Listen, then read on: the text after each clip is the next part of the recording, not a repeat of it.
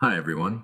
I haven't been very active in the last few days. I've had a lot of trips to the hospital, but I'm here now, and I'm going to show you how the bed crossbow tactic works. Although this tactic isn't exactly beginner friendly, I think it's worth a try. A lot of people think that it's useless and worse than springled, so I'm going to show you briefly and concisely that this isn't true. Believe me, it's so much fun to play with, and I've gotten so hooked on it that, unfortunately, I hardly feel like using any other tactics with the Gen Dynasty anymore. I don't often play 1v1, so this was my first time on this map. But there was a huge pile of gold next to my TC, which made me really happy. So let's get started. In the beginning, it's the usual Gen strategy. You produce mounted villagers and try to advance to the next stage as quickly as possible. First, choose the flower pagoda.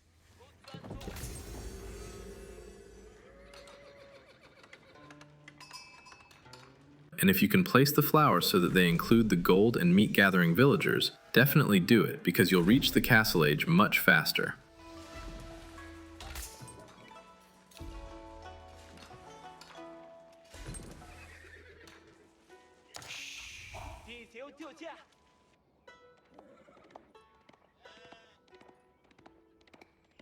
Ideally, you'll have enough resources around the 6-minute mark. In 1v1, I definitely recommend advancing to the next stage with a dragon pavilion and placing it next to a good gold mine so that you will be safe from raids.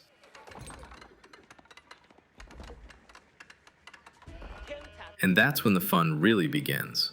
Leave 2 villagers on food to keep mounted villager production going, while the rest can go for wood and gold.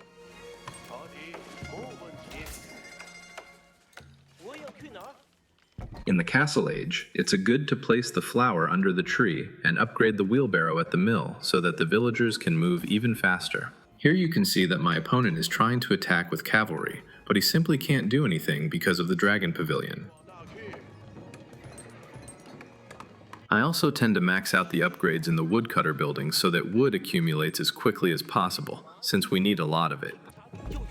Build 2 to 3 machine workshops, and production can begin. It's worth upgrading the movement speed of your siege engines so you have more options in battle. While the machine workshops were being built, another raid failed, and this attempt even resulted in a loss for the enemy.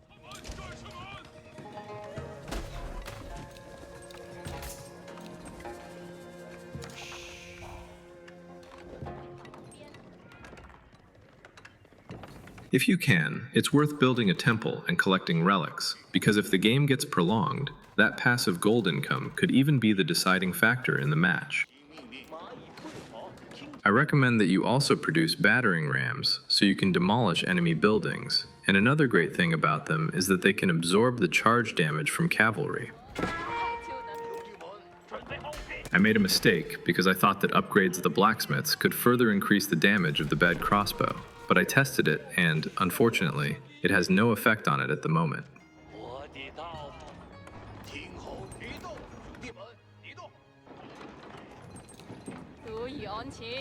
If you have time to produce a lot of bed crossbow, not even cavalry or knights can stop them.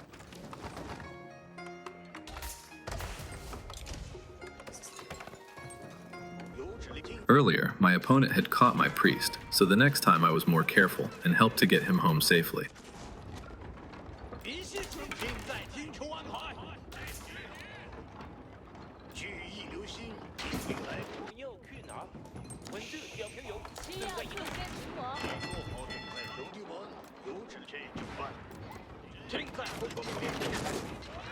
Here you can see that the Macedonian dynasty trains cavalry. But simply because of the effectiveness of the mounted villagers, you have a much larger army, and they can't really do anything about it.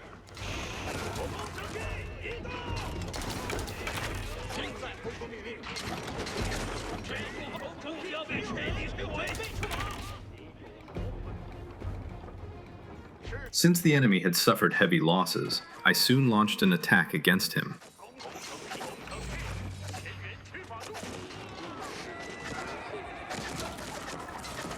Meanwhile, always keep in mind villager production and the increase in the number of bed crossbows.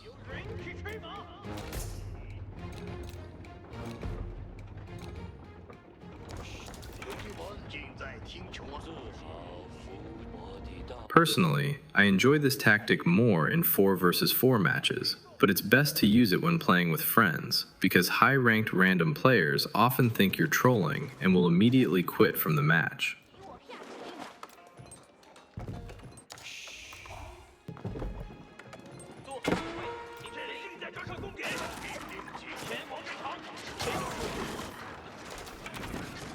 Against weaker units like archers, crossbowmen, and villagers, they're even stronger, and with a single shot, you can literally wipe out half the enemy's army.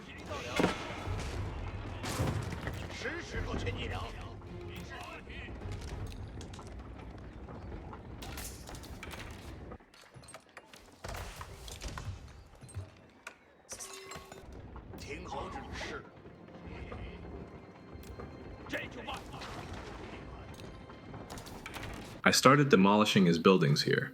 Ranged units can't effectively destroy the battering rams, and the bed crossbow are literally shots melee units in half, so this is a pretty frustrating situation for the Macedonians.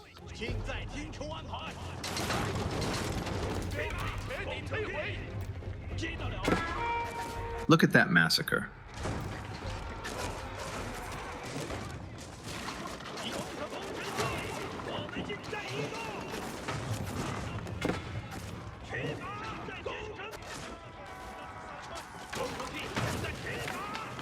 After that, the opponent realized there was nothing he could do, so he gave up. I hope this video was helpful. If you liked it, hit the subscribe button and support me if you'd like. The link is in the description. If you've tried this tactic or have any ideas on how to improve it, please let me know in the comments. Have a great day and good battles. See you next time.